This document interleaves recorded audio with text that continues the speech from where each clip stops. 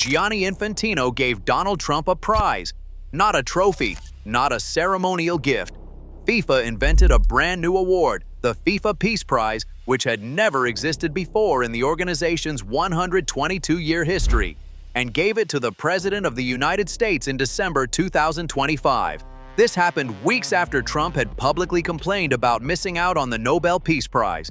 FIFA created an award specifically for a man who wanted a prize he hadn't won, and gave it to him inside the Kennedy Center in Washington, a venue Trump himself now controls, having restructured its board and made himself its chairman earlier that year. Infantino stood in a building run by the award recipient, handed him a medal and certificate, and told the world that Trump objectively deserves it. And that is not even the most extraordinary thing FIFA did for Trump. It is not even close. The relationship between Infantino and Trump did not begin at the World Cup. It began building the moment Trump returned to the White House. In May 2025, Infantino arrived hours late to FIFA's annual Congress meeting because he had been accompanying Trump on a tour of the Middle East. UEFA delegates walked out of the meeting in protest. That is the moment UEFA's patience with Infantino started visibly breaking down. In July 2025, Infantino unveiled FIFA's new New York office, located inside Trump Tower, and brought Trump onto the field to present the Club World Cup trophy at MetLife Stadium. Trump went viral staying on stage while players tried to celebrate around him. In December, the Peace Prize at the Kennedy Center. By the time the 2026 World Cup began, the two men had been photographed together at the White House, at FIFA events, at the World Cup draw, at the Club World Cup final, and would go on to watch the 2026 World Cup final itself from a glass-enclosed luxury box together before walking onto the pitch for the trophy ceremony. Trump received $15,000 worth of FIFA World Cup tickets, according to his financial disclosure filings. Infantino described Trump publicly as a close friend rather than maintaining the political neutrality expected of the president of a global sports governing body representing 211 nations. Now the World Cup itself. Trump called Infantino personally during the tournament and lobbied for a review of US striker Balogun's red card suspension. Trump confirmed this himself at a public event on July 6th. "I'm the one that got them to do it," he said. Infantino confirmed they spoke, but insisted the conversation had nothing to do with FIFA's decision. FIFA subsequently reversed the suspension. Balogun played on in the knockouts. The US progressed. Then the US Department of Justice, the law enforcement arm of Trump's own administration, dropped the long-running bribery and money laundering cases built against FIFA officials since 2015. Those were the cases that brought down Sepp Blatter's era. Cases a decade in the making, involving dozens of defendants, dropped because prosecutors said they no longer fit the administration's enforcement priorities. The same administration whose president had just called the FIFA president to change a competitive result.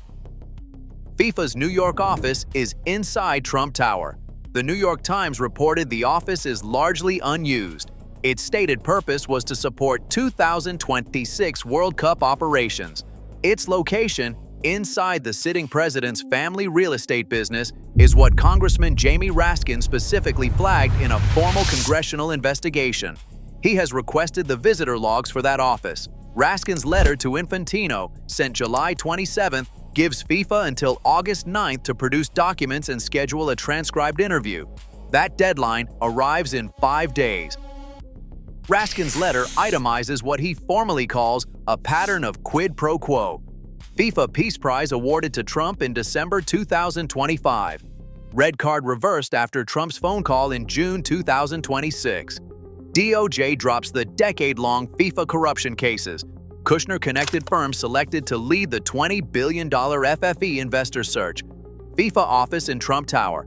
Dynamic pricing at the World Cup that multiple state attorneys general are now investigating for consumer fraud. Raskin demanded Infantino produce a list of anything of value, including transfer of money, gifts, prizes, awards, or public appearances given to President Trump, members of his administration, or their family members, or any entity associated with them, such as the Trump Organization. Now the Kushner connection in full. The FFE plan designated Thrive Eternal as the expected lead of the investor group.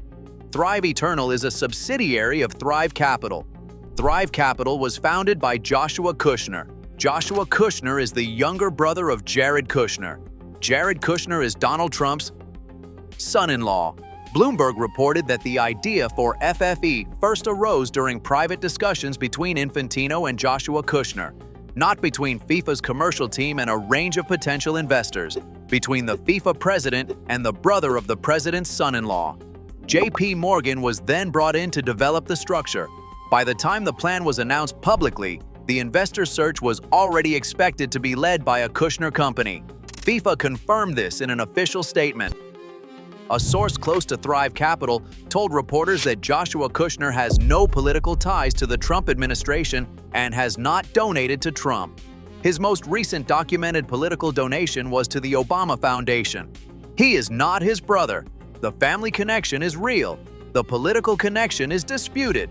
What is not disputed is that FIFA selected a Kushner company to lead the most commercially significant deal in football history, while the FIFA president described the US president as a close personal friend, had spent 18 months photographed alongside him at official events, and had answered his phone call to change a competitive result. Raskin also raised something that has received less attention than it deserves. Infantino removed most members of FIFA's ethics committee after taking office in 2016, the same committee that investigated and removed Sepp Blatter. The committee that would normally have the mandate to examine the FIFA president's conduct is no longer fully operational because the president restructured it. Raskin's letter described this as Infantino dismantling FIFA's ethical guardrails before building the relationships that are now under investigation. A former FIFA Ethics Committee member told reporters that what happened to the committee under Infantino's tenure fundamentally undermined the organization's ability to police itself. Trump accepted the FIFA Peace Prize at the World Cup draw and used his brief remarks to claim credit for helping end conflicts worldwide, including a ceasefire between India and Pakistan. He called it one of the great honors of my life. Infantino praised Trump's actions for peace, presenting him with a medal and certificate inside a venue its recipient controls. This was a FIFA event at a FIFA draw, where FIFA's president handed a prize FIFA invented specifically for this moment to the host nation's president inside the host nation's president's venue.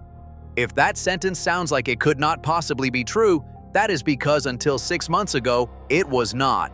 FIFA invented it, from scratch, for this man, for this moment. FIFA has not confirmed whether Infantino will comply with the August 9th congressional deadline or appear for the transcribed interview Raskin has requested. What FIFA has confirmed is that the FFE plan is dead, the Kushner investor deal never closed, and Infantino remains in office while 3 separate investigations run simultaneously: the congressional inquiry with a 5-day deadline, the Swiss criminal investigation into his undocumented meetings with the former Swiss Attorney General, and UEFA's formal demand for accountability, backed by the threat of a no-confidence vote that has never been used against a sitting FIFA president. The question Raskin is asking, the question UEFA is asking, and the question the comment sections of this channel have been raising for 3 days is exactly the same. What did FIFA give Trump, and what did Trump give FIFA in return? The FIFA Peace Prize, $15,000 in tickets, the reversed red card, the dropped DOJ corruption cases, the Trump Tower office, the Kushner investor deal, the trophy stage appearances. Each one has an innocent explanation offered by FIFA or those connected to it. Together, they form a picture that a senior US Congressman has formally described as a quid pro quo and launched a congressional investigation to examine.